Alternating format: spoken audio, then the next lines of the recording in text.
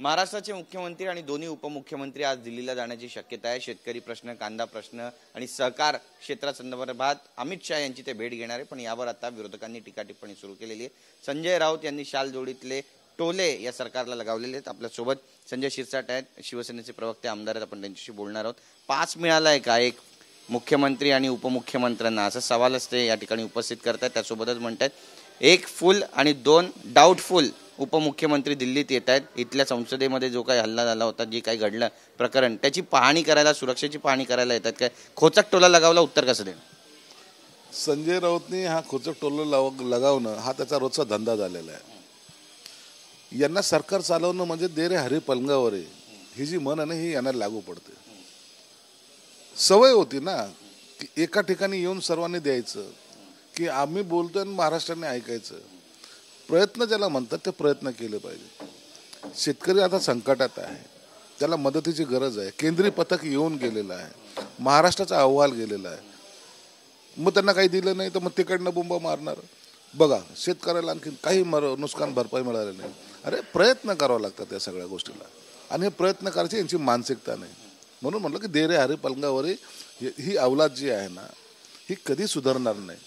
जे कोणी चांगलं काम करायला गेलं ना, तर त्याला हे काही ना काहीतरी आडवे आल्याशिवाय राहणार नाही। म्हणून यांच्या ह्या निगेटिव्ह भूमिकेकडे आता महाराष्ट्र कंटाळवानं नजरेनं पाहतोय। म्हणून मुख्यमंत्री आणि उपमुख्यमंत्री जे करतायत ते लोकांना माहिती आहे, आणि लोक त्याचा आता त्यांना शाबासकी सुद्धा देत आहेत। सरकार अस्थिर आहे आणि घटनाबाह्य आहे असा टोला सुद्धा ते लगावत आहेत। हे केव्हापासून म्हणतोय तो? हे काय पहिल्यांदा म्हणतो का? भविष्य पाहून झालं, जादू मंत्र करून झालं, सुपाऱ्या देऊन झाल्या, परंतु त्यांच्यावर काही परिणाम झाला नाही। घटनाबाह्य, हे असंच आहे, ते तसंच आहे, हे काय करतायत? हे काय करत होते? 2.5 वर्ष एका ठिकाणी बसलेले सरकार, धम्म झालेलं सरकार आज रन करतंय, रन। आज सरकार सर्व प्रश्न सोडायचा प्रयत्न करतंय, ही यांची पोटदुखी आहे, आणि यांना कोणी विचारणार नाही हो भविष्यात।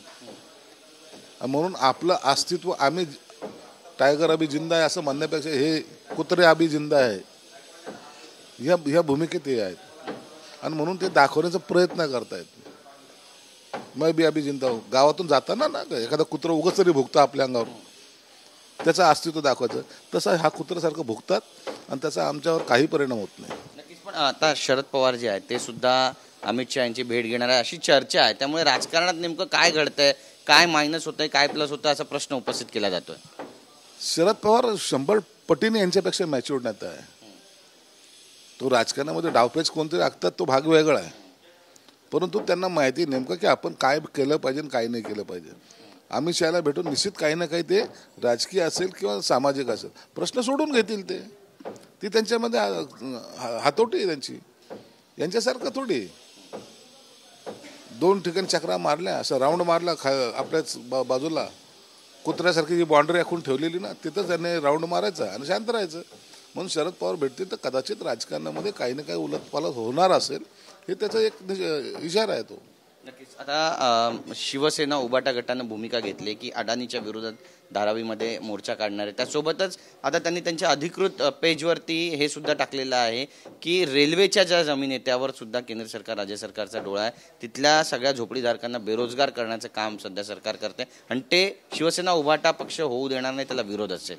बरोबर आहे, होऊ देऊ नका। शिवसेना प्रमुखाची भूमिका तुम्हाला मान्यच नाहीये, हे नक्की झालेलं आहे। आता एक काम करा, महापौर निवासामध्ये बी काही गरीब लोक जे आहेत ना, रस्त्यावर झोपतात, त्यांना जागा द्या। काही लोकांना बांधरायला जागा द्या। तुमच्याकडे ज्या जागा आहेत ना, आयस्पेस, त्याच्यामध्ये त्यांना निर्वासित म्हणून त्यांना तरी घ्या। आपली छोटी फॅमिली, इतकी मोठी जागा काय करायची आपल्याला? त्यांना निर्वासित म्हणून त्यांच्याकडे त्यांनाही द्या, महापौर बंगल्यामध्ये ठेवा त्यांना, आणि तिथं ठेवा। अरे डेव्हलपमेंट चाललेली का तुमच्या पोटात दुखतंय? विकास होतोय। ते धारावीचे लोक वर्षानुवर्ष एका झोपडीमध्ये नाल्याच्या बाजूला राहत आहेत, त्यांना चांगली घरं द्यायचा प्रयत्न करतं सरकार, ते तुम्हाला दुखतंय? हे सर्व कुटाणा जो आहे, हा सर्व जो प्रकार आहे, येणारी महानगरपालिकेच्या निवडणुका डोळ्यासमोर ठेवून केलेले हे फक्त स्वतःच्या स्वार्थासाठी केलेलं राजकारण आहे। प्रकाश आंबेडकर पण आज नागपुरामध्ये येत आहेत, आणि संजय राऊत यांनी महत्त्वाचं विधान केलं. ते म्हणतात की प्रकाश आंबेडकर इंडिया आघाडीचा भाग असतील, त्यामुळे आता विषय असा झालेला आहे की येत्या ज्या निवडणुका आहे, लोकसभेच्या असू द्या किंवा विधानसभेच्या असू द्या, यामध्ये काही फरक पडणार आहे का? कारण मतांचा टक्का त्यांचा सुद्धा आहे, पण त्यांच्या येण्यानं महायुतीला काही फरक पडेल? हा संजय राऊत ठरवणार कोण आहे? प्रकाश आंबेडकर इंडिया आघाडीवर जाणार आहे का महायुतीत जाणार आहे?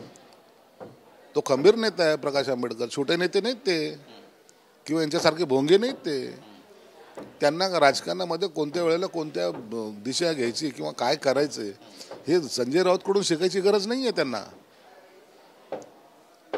आम्ही पहिल्यापासून म्हणतो प्रकाश आंबेडकर एक ताकद आहे, आणि हे ताकदीला कोणी बाकीच्यांच्या याच्यावर कोणाचं बोट धरून ते चालणारा माणूस नाही आहे. ते इंडिया आघाडीत जाणार नाहीत, कारण की आता त्यांना माहीत झालेलं आहे की इथं इंडिया आघाडीचं अस्तित्व आता बिखरत चाललेलं आहे, सगळं वेगवेगळे होत चाललेलं आहे. अशा वेळेला प्रकाश आंबेडकर स्वतःची भूमिका घेतील आणि स्वतः एक मला वाटतं समर्थपणे ते स्वतःच निवडणुका लढतील, एकटे का होईना पण निवडणूक लढतील आणि यांना यांची जागा दाखवतील. आज विधानसभेमध्ये पुन्हा एकदा मराठा आरक्षणावरती छगन भुजबळ जे आहेत ते आपली भूमिका मांडतायत, तर तिकडे जरांगे पाटील जे आहेत ते सुद्धा आक्रमक पवित्रा घेताना आपल्याला पाहायला मिळतात. हा वाद भविष्यामध्ये चिघळताना दिसतोय का? नाही, मी अनेक वेळेला सांगितलं, सरकारने भूमिका ठामपणे घेतलेली आहे. का कोणाच्या विरोधात बोंबा मारता? दोन्ही साईडनी काही गरज नाही ना. सरकारची भूमिका स्पष्ट आहे, मराठा समाजाला आरक्षण दिलं पाहिजे. दुसरी सरकारची भूमिका स्पष्ट आहे, ओबीसीच्या आरक्षणाला धक्का न लावता दिलं पाहिजे. मग भांडण कुठे आहे तुमचं? का एकमेकाला चिथवणी देतात? का समाजामध्ये दुई पाडतात? का एकमेकाच्या समोर एकमेकाला उभं करतात? आता जर फेसबुक पाहिलं, इन्स्टा पाहिलं, तर रोज एकमेकाला शिवाय देतानाचा पूर्ण पेज भरलेला असतं. एकमेकावर कॉमेंट्स करतायत. तो यांनी खालची पातळी बोललो का तो त्याच्याहीपेक्षा पातळी सोडून बोलतोय. मग हे जे काही चाललेलं आहे याच्यावर समाजमानावर एक विपरीत परिणाम होतो. समाज आता पाहत नाही आणि त्याच्यामुळं आता या रील्स तुमच्या ज्याला म्हणतात ना त्या सुद्धा वाढत चाललेल्या आहेत. नका करू हे केल्याने काही आरक्षणाचा मुद्दा राहील बाजूला, समाजामध्ये एकमेकाच्या विरोधात भांडणं तयार लागायला सुरुवात होतील, एकमेकाचे डोके फुटतील. म्हणून त्यांना विनंती आहे, कृपया असे स्टेटमेंट करू नका. सरकार चांगली भूमिका घेते, त्याला तुम्ही सहकार्य करा.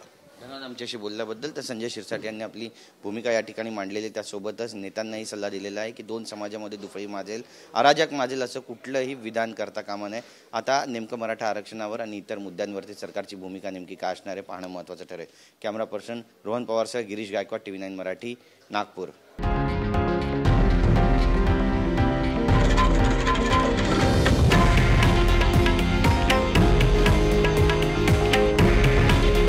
हे आहे देशातील नंबर 1 न्यूज नेटवर्क आणि आपण पाहत आहात TV9 मराठी.